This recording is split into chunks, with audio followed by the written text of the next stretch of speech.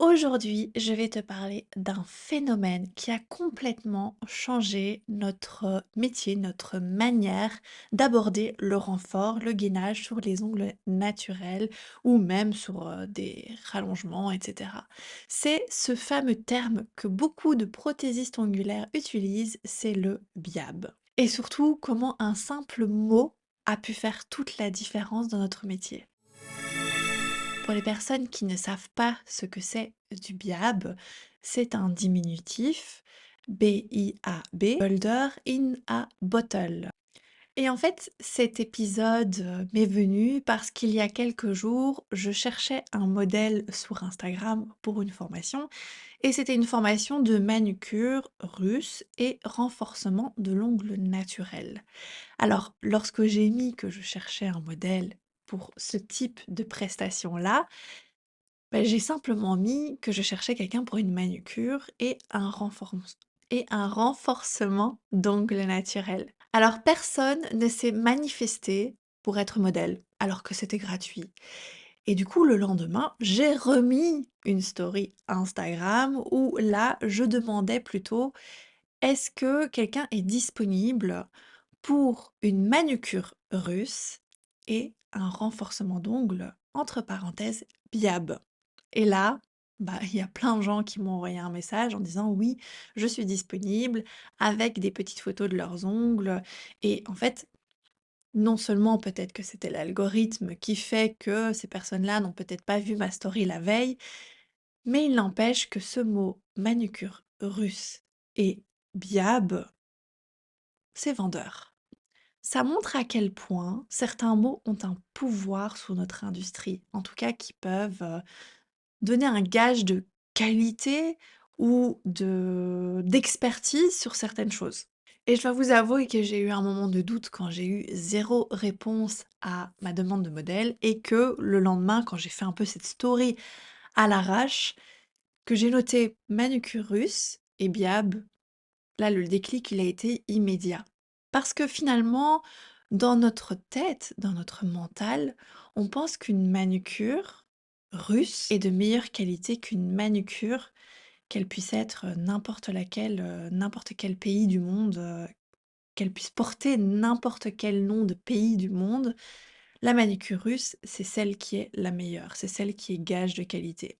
Et si maintenant on fait du biab, pareil, combien de fois c'est pas arrivé où quelqu'un pose une question et demande: «Est-ce que vous pratiquez le biab?» Mais le biab, c'est quoi au final? Le biab, c'est tout simplement du coup, comme je l'ai dit en petite intro, c'est le diminutif de Boulder in a Bottle. Donc c'est du gel en bouteille. Donc avant, on avait du gel en pot, maintenant on a du gel en bouteille. Donc la différence, elle réside non pas dans finalement ce qu'il y a à l'intérieur, mais dans le contenant.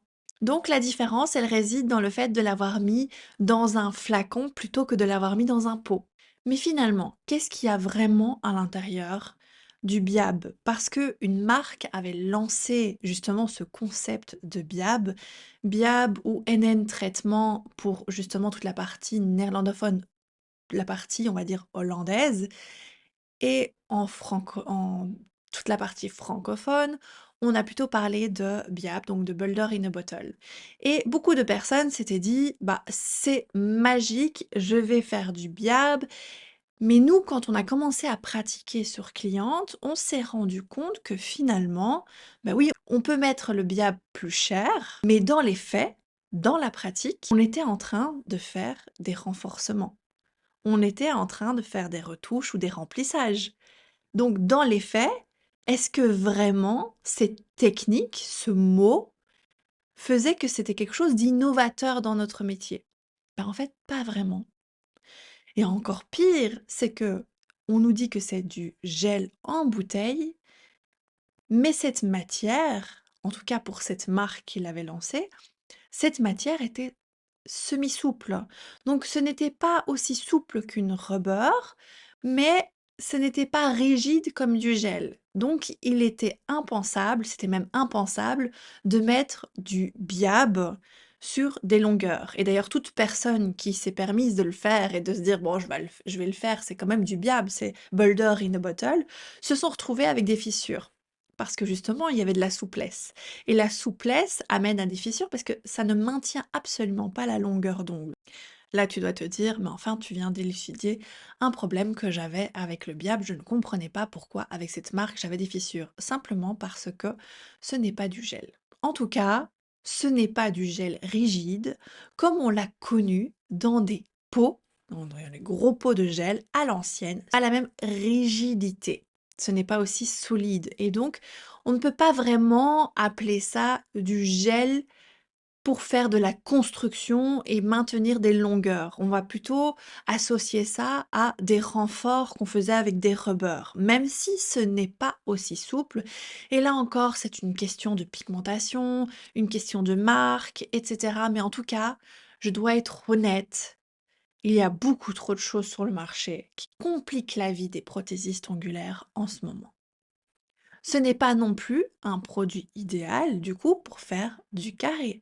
Parce que le carré demande quand même une certaine rigidité, sinon il commence à se déformer.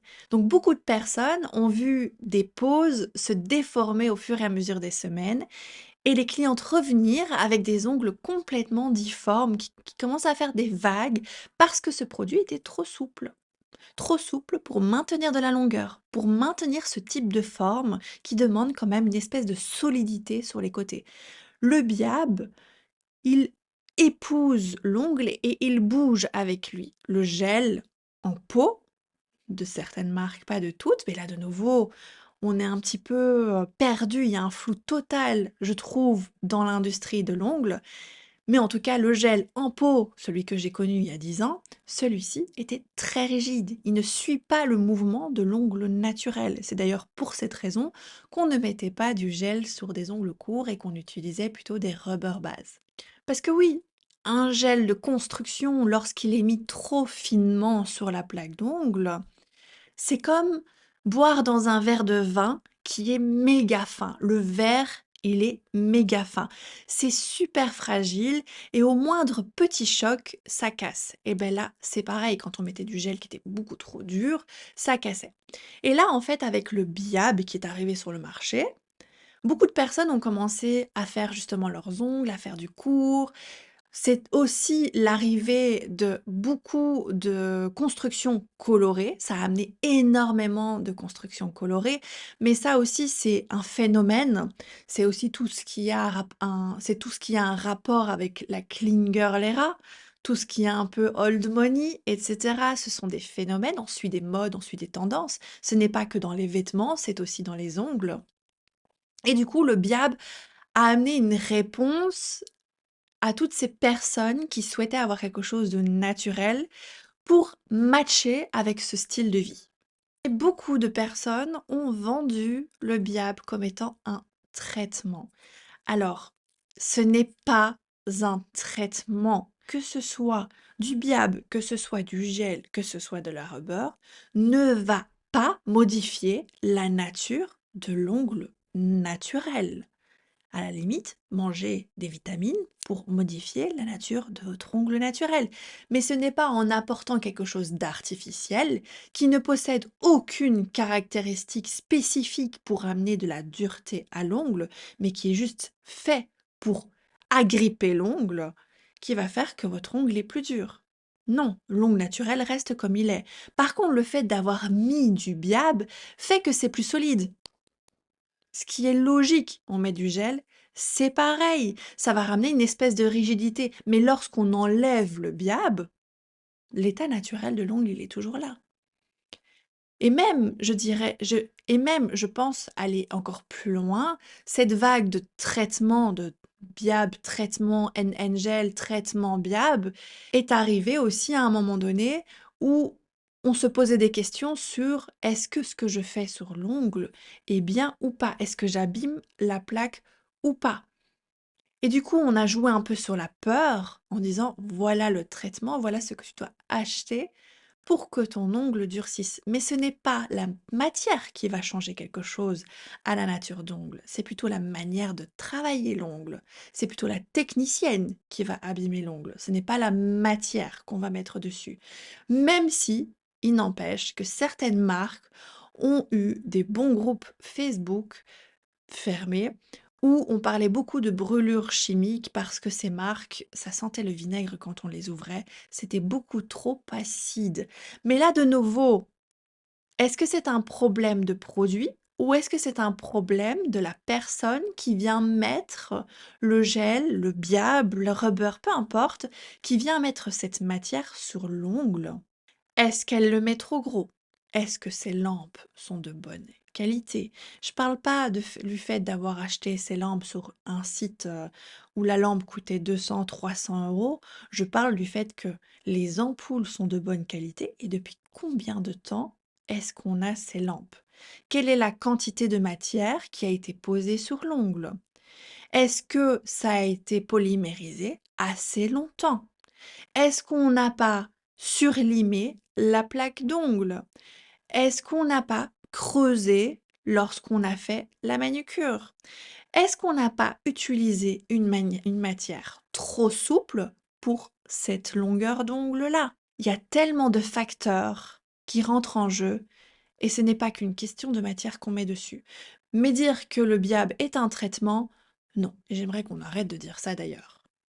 Mais tout son lot de conneries apporte du positif parce que ça nous a permis d'augmenter nos tarifs. On faisait des renforts, on faisait des gainages, des remplissages à 35, 45 euros, voire 50 € pour certaines au moment où le biab est sorti. Et après, quand ce biab, ce fameux biab est sorti, on a commencé à faire des remplissages à 60, 70, 80, 90, 100 € pour un remplissage. Finalement, du biab qui est du gel en bouteille souple, du gel souple. On va dire ça comme ça. Je ne veux pas dire des conneries sur la chimie des produits, etc. Dans tous les cas, vous prenez votre produit, vous le mettez sur un papier où la lumière ne passe pas à travers, comme si c'était sur une main. Donc, mettez pas sur un papier transparent. Vous faites une petite bandelette qui équivaut plus ou moins à ce que vous allez mettre sur un ongle d'une cliente. Vous le mettez à polymériser la durée qui est indiquée sur le flacon.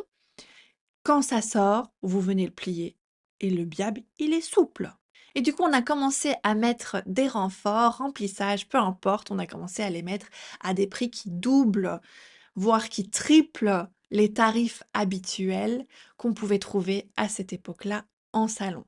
Et non, ce n'est pas exagéré, ça devrait être nos tarifs de base parce que je ne vais pas le répéter 1 milliard de fois, mais normalement, si votre PO fait vos ongles en 1 heure, elle devrait vous comptabiliser un minimum de 60 €. 1 € la minute. Ce qui est le minimum donc pour la personne qui sort d'un institut qui a fait une formation ou qui sort de l'école d'esthétique et qui vient d'apprendre les ongles, c'est le minimum. C'est la base de la base. C'est comme pour tout employé, quand il est engagé, il a un barème minimum. Mais pour les ongles, ça devrait être aussi 1 € la minute. Donc si votre PO, elle met 2 heures, qu'elle est expérimentée, qu'elle se forme régulièrement, qu'elle a limite dépensé autant qu'un avocat aura pu dépenser pour le devenir, elle devrait être à minimum, pour ces 2 heures, à 120 €.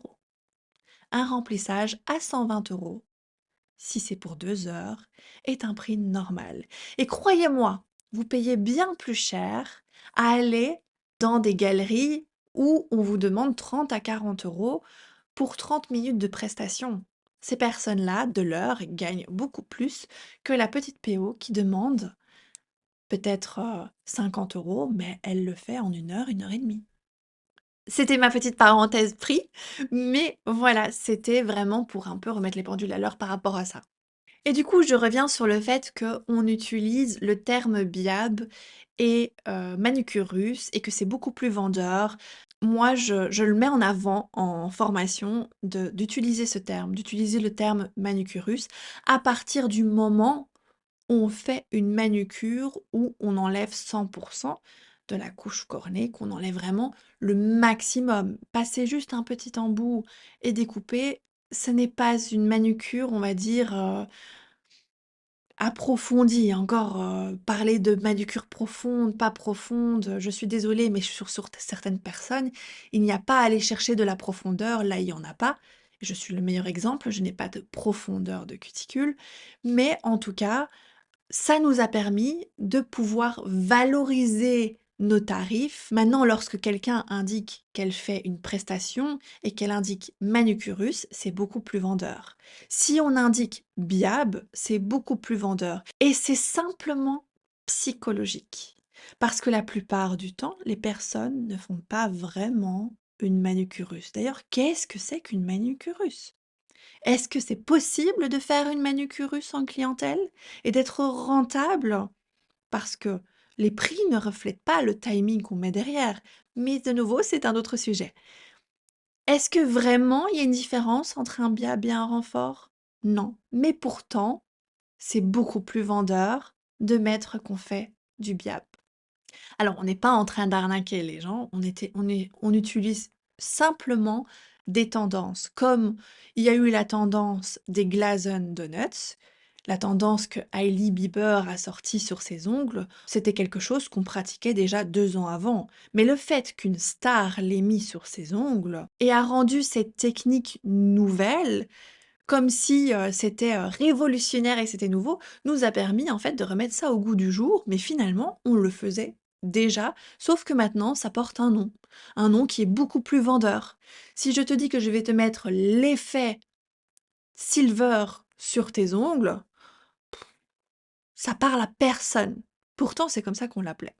Mais par contre dire qu'on va mettre l'effet Glazen Donuts de Hailey Bieber, c'est hyper vendeur. C'est même mieux parce que dans les recherches qu'on fait sur Instagram, mettre Glazen Donuts, c'est beaucoup plus tendance que de mettre effet chromé silver sur les ongles. Enfin, comme quoi, c'est toujours une question de tendance et de perception et d'un peu surfer sur ce qui fonctionne et ne fonctionne pas. Et aujourd'hui, à l'heure actuelle, je dirais que mettre Biab est beaucoup plus vendeur que dire qu'on fait un renforcement de l'ongle. Alors, est-ce que le biab est une révolution? Oui ou non? Mais comme toujours, ce qui fait la différence, c'est l'expertise derrière les produits. Et ça, aucune bouteille ne pourra jamais la remplacer.